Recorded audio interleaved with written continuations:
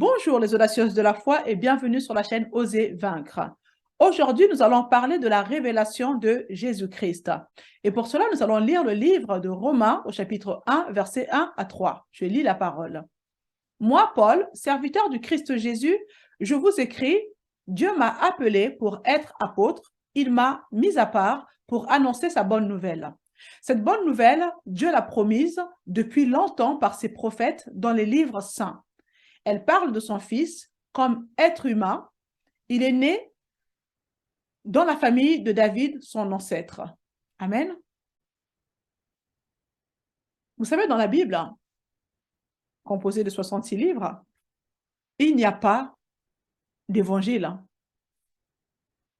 Il n'y a pas de bonne nouvelle en dehors de la bonne nouvelle de Jésus-Christ et de son œuvre achevée sur la croix. Tout message qui ne tient pas compte et n'inclut pas Jésus, le Fils de Dieu, et son œuvre achevée sur la croix, pourrait être appelé un message de sagesse, une interprétation doctrinale, un conseil, mais ce n'est pas l'évangile. L'évangile, la bonne nouvelle, presque trop bonne pour être vraie, le cœur même de l'évangile, malheureusement, a été mal compris par beaucoup de croyants et même parmi les non-croyants. Raison pour laquelle beaucoup des croyants vivent leur vie chrétienne dans des tourments, dans de l'agitation, dans la culpabilité, la condamnation, la honte, la peur. En fait, beaucoup vivent un chaos spirituel, émotionnel et physique. Chez beaucoup de croyants, les facteurs de motivation prédominants qui définissent leur vie chrétienne, c'est souvent la honte, la culpabilité, la condamnation. On pourrait se poser cette question, mais pourquoi cette situation en fait? D'où viennent ces peurs, cette culpabilité, cette condamnation? D'où ça vient? Et vous savez, l'une des grandes raisons est que la plupart des enfants de Dieu vivent leur relation basée sur leur performance et le légalisme. Vous ne pouvez pas vous sentir à la hauteur dans votre relation avec le Seigneur si votre union avec Dieu, votre relation avec lui est basée sur ce que vous faites pour lui. Vous allez toujours ressentir votre imperfection, en fait.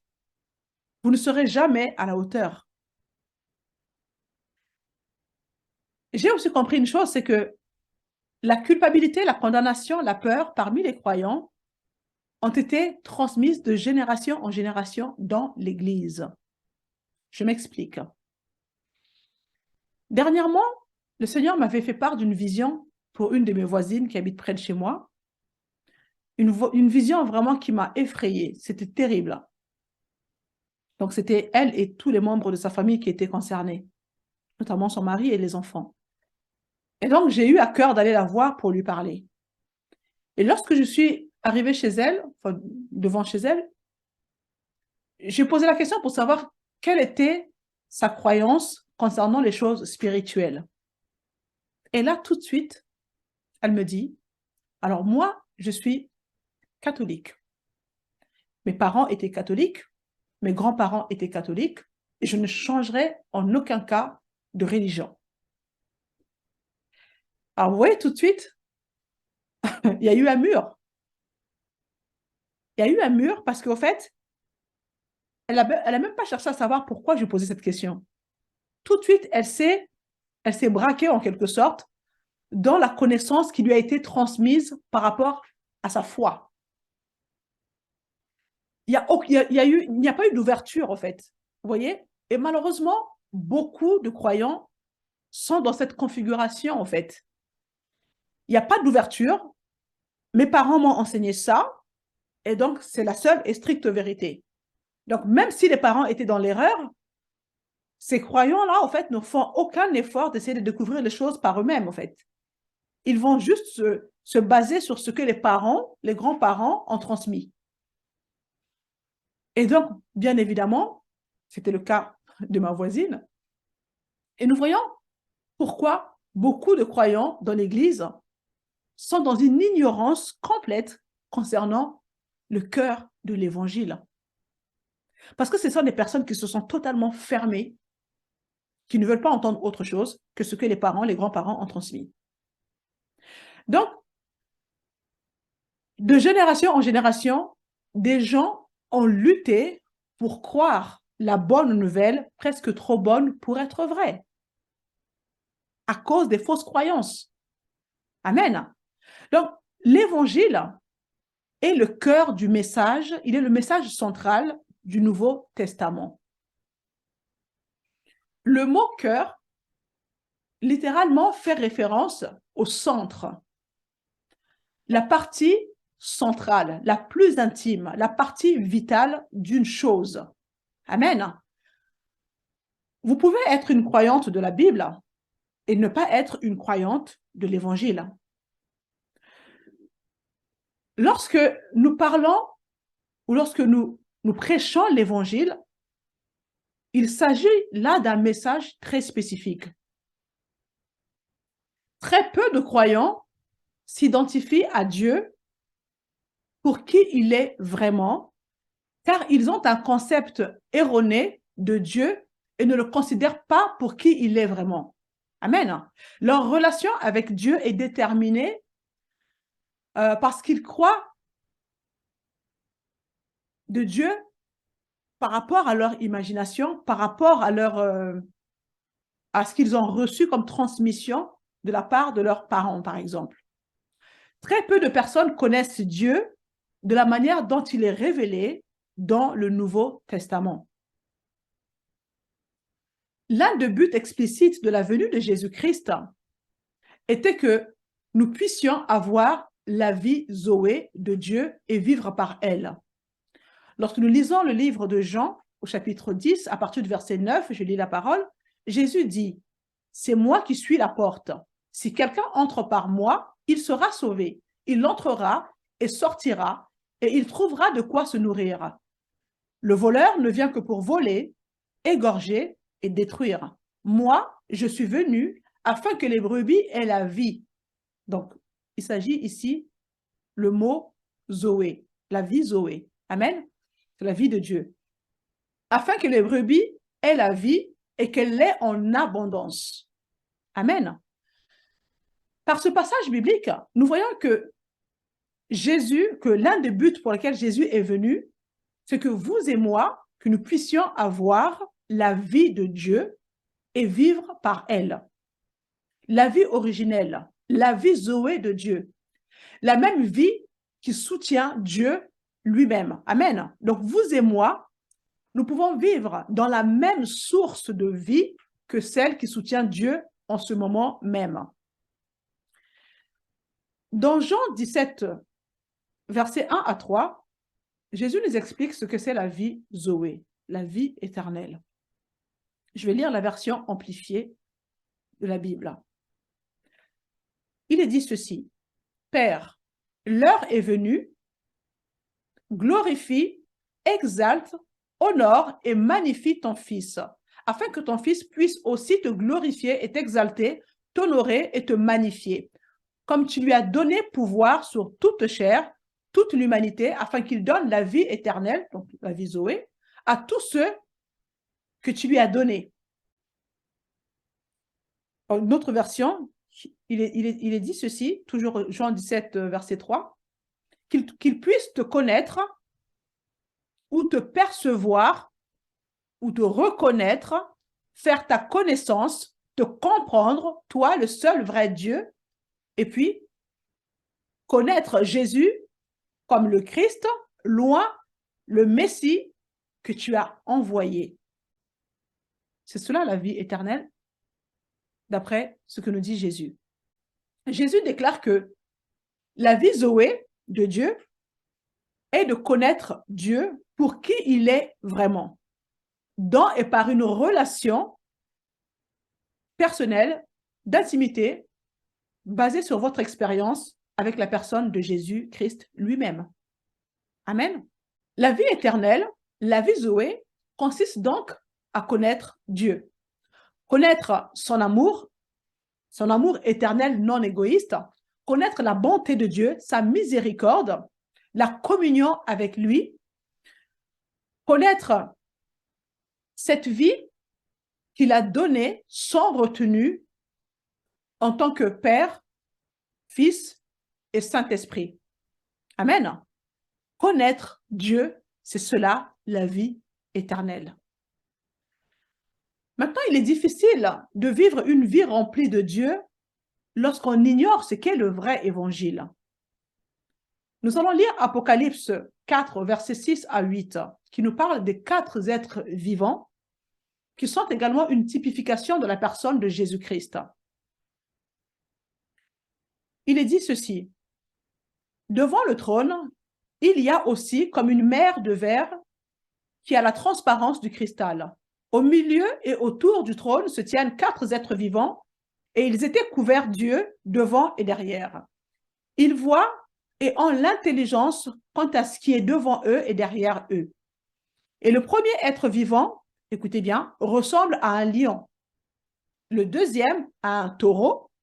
Le troisième a le visage d'un homme. Et le quatrième ressemble à un aigle en plein vol. Et les 4 êtres vivants ont chacun 6 ailes et ils sont couverts d'yeux tout autour et à l'intérieur. Ils ne cessent de dire jour et nuit: Saint, Saint, Saint est le Seigneur Dieu, le Tout-Puissant, ou Omnipotent, en fonction des versions que vous avez, le Dieu qui était, qui est et qui vient. Donc nous, on va se concentrer un petit peu sur la description de ces 4 êtres vivants, que je trouve d'ailleurs un peu effrayant, parce que lorsque j'essaie de fermer les yeux et visualiser un peu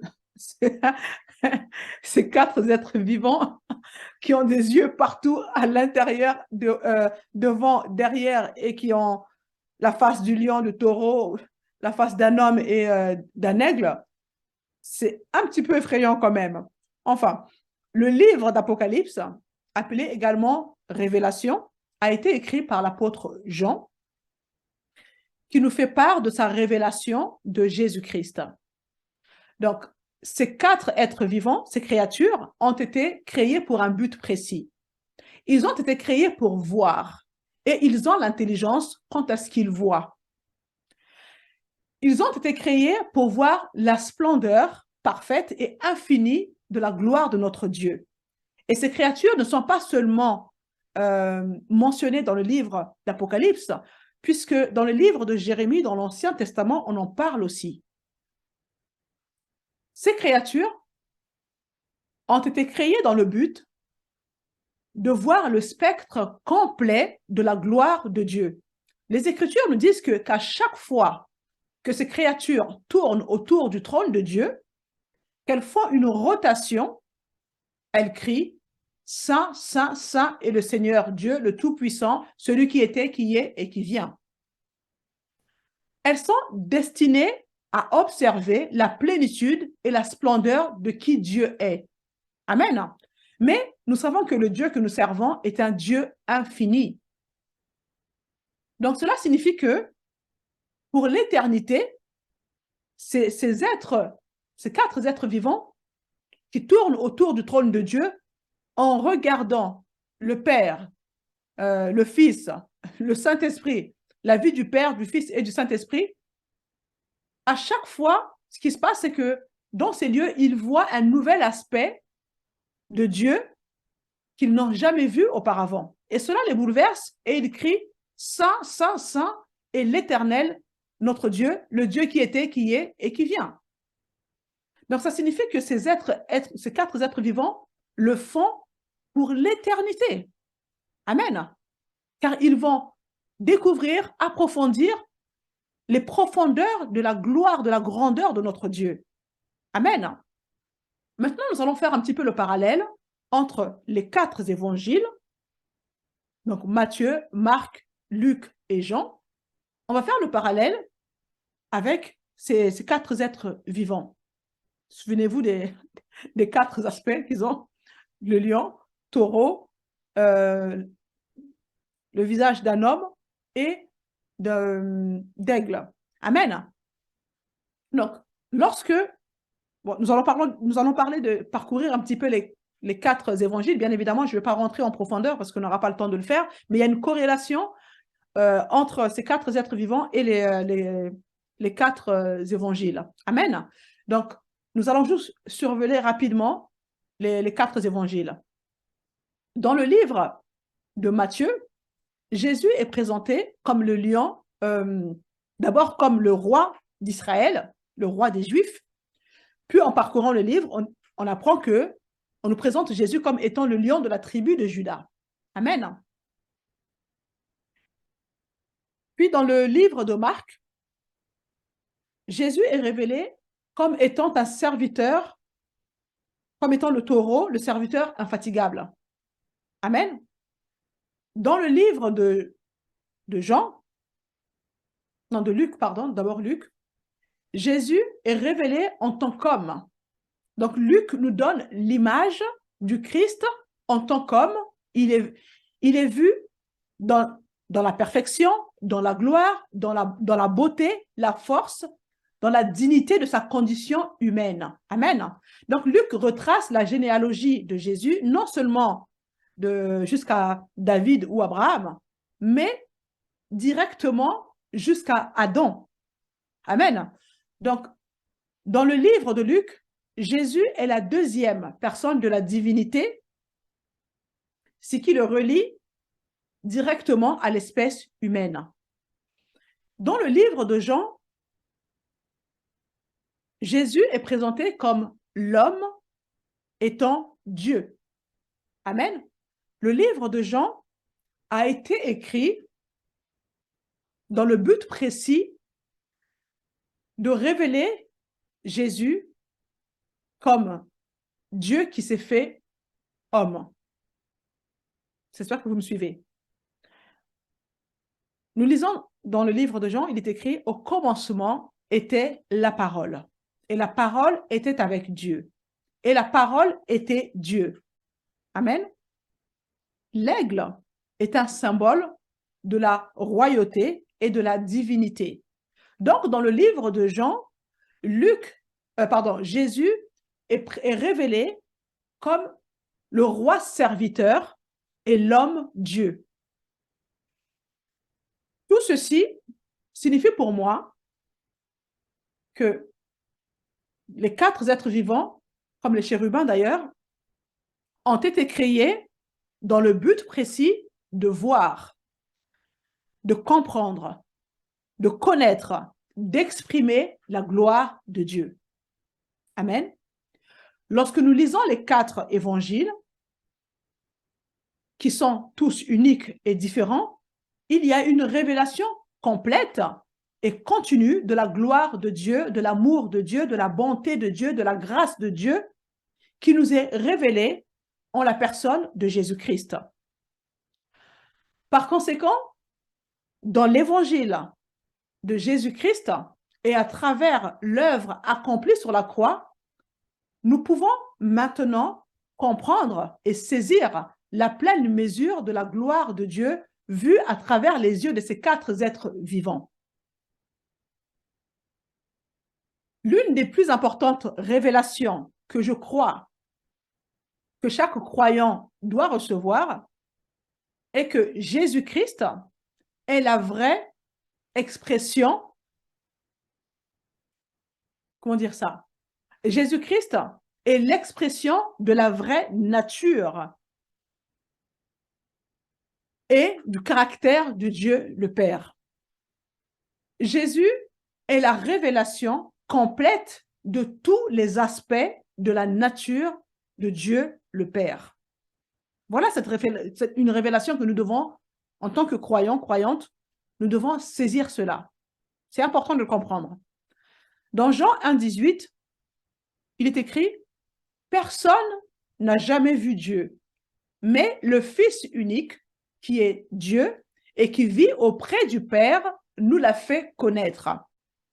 Donc, Jésus nous démontre la vraie nature de Dieu et ses intentions éternelles, ses plans, ses desseins pour l'être humain.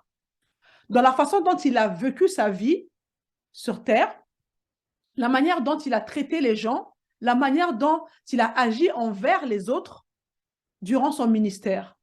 Cela nous montre qui est Dieu. Amen. Donc, j'ai souligné tout à l'heure que l'évangile de Jean a été écrit pour un but précis, celui de révéler Jésus, l'homme, étant Dieu. Donc, le livre de Jean a été écrit spécifiquement pour les Juifs, pour leur montrer et leur prouver que Jésus est Dieu. Voici ce que Jean écrit au verset 18. « Aucun homme n'a vu Dieu à aucun moment. » Alors, Jean écrit aux Juifs. Mais alors, qui étaient les Juifs? Eh bien, les Juifs étaient le seul peuple qui pensait savoir qui était Dieu. Il était le seul peuple qui pensait avoir une histoire avec Dieu. Et Jean, il fait cette déclaration, mais au fait, laissez-moi vous dire quelque chose. Vous pensez connaître Dieu, mais au fait, aucun homme n'a vu Dieu, à aucun moment. Cette déclaration ne pouvait qu'attirer l'attention des Juifs. Et c'est précisément ce que Jean voulait faire. Et vous savez, dans la vie, vous allez beaucoup rencontrer des gens qui vont vous dire, moi, je connais Dieu. Moi, je connais l'Évangile. Il y en a plein comme ça. Mais voici ici une déclaration audacieuse de Jean qui vient dire à ce peuple qui était convaincu, qui avait la certitude de connaître Dieu, Jean, il vient et leur dit, laissez-moi vous dire quelque chose. En réalité, aucun homme n'a vu Dieu à aucun moment. Alors, je vous laisse simplement imaginer l'attitude des Juifs à ce moment-là. Leur réaction face à une telle déclaration. Mais en fait, par cette déclaration, Jean se prépare à présenter Jésus. Il est sur le point de leur présenter Jésus pour leur faire comprendre qu'en réalité, lui seul est capable de leur présenter qui est Dieu. Dans la version amplifiée de la Bible, il est dit ceci. « Aucun homme n'a jamais vu Dieu, le Fils unique ou le seul Dieu engendré qui est dans le sein, dans la présence intime du Père. » En gros, il veut dire que Jésus est le seul qui est face à face avec le Père. Et c'est lui qui va révéler Dieu, c'est lui qui va l'amener à un endroit où il peut être vu. En quelque sorte, Jésus, il est celui qui va interpréter, qui va faire connaître Dieu. Et le mot utilisé ici, c'est le mot « révéler ». Donc, ce qui signifie que Dieu n'a pas été vu et connu correctement jusqu'à ce que Jésus vienne. Amen. Les gens avaient des rencontres avec Dieu, mais ils ne voyaient pas pleinement qui était vraiment Dieu. Ils ne voyaient pas pour qui il était vraiment. C'est-à-dire que ils rencontraient Dieu par des portions de vérité et ils s'en allaient avec leur perception de qui ils pensaient être Dieu. Et là, Jean arrive, il dit, écoutez, celui-ci, donc en parlant de Jésus, va vous le révéler. Il est celui qui va le déclarer. Et ce mot signifie, en fait, le faire ressortir. C'est en quelque sorte que Jésus est venu pour... Donc, c'est comme si Dieu était caché et que maintenant, au travers de Jésus, il va le ressortir. Il va faire sortir Dieu pour que les gens puissent vraiment connaître qui est Dieu. Amen. Donc, nous ne pouvons pas vraiment obtenir une véritable représentation de qui est Dieu en dehors de la révélation de Jésus-Christ et de son œuvre achevée sur la croix. la compréhension du vrai évangile devient claire. Lorsque nous comprenons que Jésus est la révélation complète de tous les aspects de la nature de Dieu le Père et que Jésus est venu l'exprimer. Dieu était dissimulé en quelque sorte par notre péché, par notre iniquité, par notre incapacité de le percevoir pour qui il est vraiment. Depuis le péché d'Adam dans le jardin d'Éden, à partir de ce moment-là, l'être humain a perdu toute perspective de pouvoir voir Dieu tel qu'il est vraiment. Amen. Voilà ce qu'est la véritable iniquité et le péché vous laissera dans cet état-là. Le péché a laissé l'homme dans une condition qui l'a poussé à se cacher derrière les arbres du jardin. Et bien évidemment, c'est une position, un état au fait qui nous conduit à ne pas pouvoir percevoir les choses de façon claire. Donc Jésus, il vient exprimer et révéler Dieu. En quelque sorte, il vient faire sortir ce Dieu qui était caché. Amen. Il devient un être humain et Jésus vient exprimer Dieu, il vient nous révéler Dieu dans l'histoire à travers ses enseignements. Nous découvrons qui est véritablement Dieu. Jésus dit ceci à Thomas dans Jean 14, verset 6. C'est moi qui suis le chemin, la vérité et la vie. On ne vient au Père qu'en passant par moi. Si vous me connaissiez, vous connaîtriez aussi mon Père, et dès maintenant, vous le connaissez et vous l'avez vu. Puis Philippe arrive et dit, Seigneur, montre-nous le Père. Et cela nous suffit. Jésus lui dit, il y a si longtemps que je suis avec vous, et tu ne me connais pas, Philippe? Celui qui m'a vu a vu le Père. Amen. Comment peux-tu dire, montre-nous le Père? Donc ici, nous voyons que les propos de Jésus sont clairs. Jésus est très clair quand il dit, celui qui m'a vu a vu le Père. Ici, Jésus ne fait pas allusion à son apparence physique. Amen. Jésus dit, en d'autres mots, si vous voyez comment je traite les gens, si vous voyez comment je sers les autres, si vous voyez comment je vis ma vie, alors vous avez vu Dieu. C'est puissant. Celui qui m'a vu a vu le Père. Donc, en lisant les évangiles, Jésus va maintenant nous montrer non seulement dans sa vie, mais aussi dans sa mort, dans sa résurrection, dans son ascension, il va nous montrer l'image claire de qui est vraiment Dieu. Amen. Mais la triste réalité, c'est que le Dieu que la plupart des croyants servent ne ressemble en rien à Jésus. Vous savez ce qui se passe aujourd'hui dans l'Église? Nous parlons de Jésus et nous voulons prouver que Jésus est Dieu. La question qu'on devrait se poser, est-ce que votre Dieu est comme Jésus? Parce que si votre Dieu, celui que vous percevez comme Dieu, ne ressemble pas à Jésus, alors vous n'avez pas une image claire de Dieu.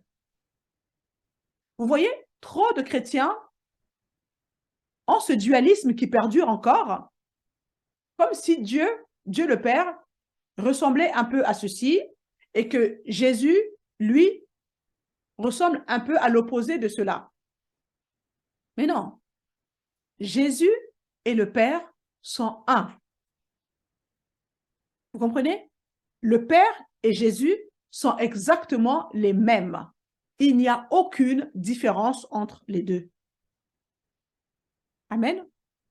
Matthieu 11, versets 28 à 30, la version amplifiée nous dit ceci. Jésus dit, « Êtes-vous fatigués, épuisés par la religion?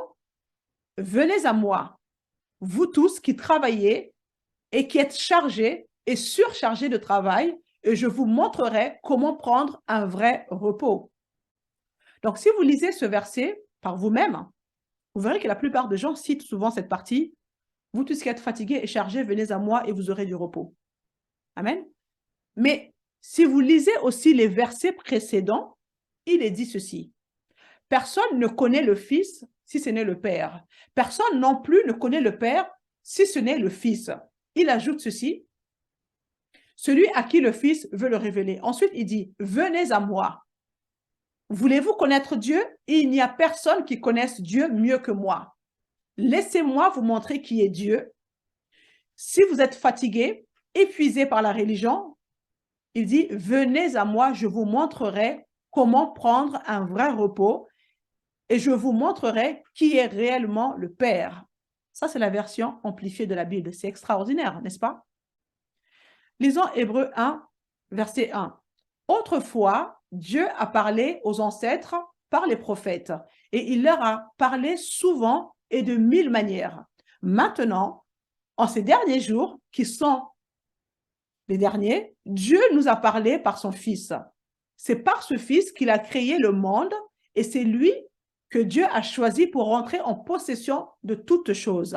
Il est l'unique expression de la gloire de Dieu, l'être de lumière, le règne suprême, le rayonnement de la divinité et l'empreinte parfaite de l'image même de la nature de Dieu. Waouh!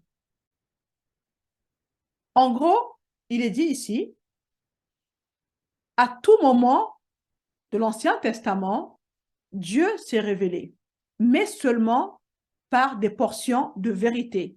Et personne ne pouvait vraiment voir Dieu en dehors de ces portions. Personne ne pouvait vraiment percevoir Dieu pour qui il est vraiment. Mais en ces derniers temps, il nous a parlé en la personne du Fils venant de l'intimité du Fils et du Père. Ensuite, il dit, il est le seul. Alors, le mot seul signifie seulement. Seul signifie unique. Donc, cela signifie que vous ne pouvez pas obtenir une révélation de qui est Dieu ailleurs, en dehors de Jésus-Christ. Ce n'est pas possible. Vous ne pouvez pas obtenir une révélation de Dieu nulle part ailleurs que par Jésus, car en effet, il dit qu'il est l'unique expression de la gloire de Dieu. Il est la radiance du divin. Il est le parfait. Alors, ce mot parfait signifie que rien ne manque. Amen. Que rien ne manque, rien n'est brisé, rien n'a été retenu. Donc, lorsque Jésus vient, il est l'unique expression. Il ne retient absolument rien. Il n'y a rien de caché. Il vient et il révèle tout. Amen. Donc, il est l'empreinte complète de l'image même de la nature de Dieu. Amen. Celui qui m'a vu a vu le Père. C'est ce que Jésus nous dit. Amen. Nous verrons la suite jeudi prochain. Alors, nous allons passer un petit moment, comme j'ai pu le faire avec la personne du Saint-Esprit dans les enseignements précédents que j'ai partagés. Nous allons prendre le temps d'approfondir un petit peu notre connaissance dans le cœur de l'Évangile. Le message de l'Évangile est le cœur de Dieu. Amen. L'Évangile, le cœur de Dieu, est un message qui a été beaucoup dilué dans les églises. De ce fait, l'Évangile a perdu de sa puissance. Vous savez, lorsque Jésus prêchait le message du royaume, les gens l'écoutaient et la Bible dit qu'ils étaient guéris, juste en écoutant le message du royaume. Mais hélas, la réalité du terrain est autre. De nos jours, cela a beaucoup changé. Nous allons donc prendre le temps de bien comprendre le cœur de l'Évangile, afin que vous puissiez vous épanouir dans votre relation avec le Seigneur, dans votre marche chrétienne également, parce que le message de l'Évangile est suffisant pour vous délivrer. Le message de l'Évangile contient la puissance même de Dieu, contient la foi de Dieu. Et donc, quand nous écoutons le vrai message de l'Évangile, quelles que soient les persécutions que vous vivez, quelles que soient les attaques que vous avez, si vous prenez pleinement possession de ce message, il est en mesure de vous délivrer. Parce que les chrétiens n'ont pas besoin de délivrance. Vous connaîtrez la vérité et la vérité vous rendra libre. Mais c'est seulement la vérité que vous connaissez qui vous rendra libre. Vous savez? C'est pourquoi il est important d'avoir sa propre révélation du message de l'Évangile. Amen. Si vous avez été béni par cette vidéo, je vous encourage à la partager afin de bénir quelqu'un d'autre. Si vous n'êtes pas encore abonné, c'est le moment de le faire. Faites un commentaire. Cela va m'encourager aussi. Et je vous dis à la semaine prochaine. À très bientôt.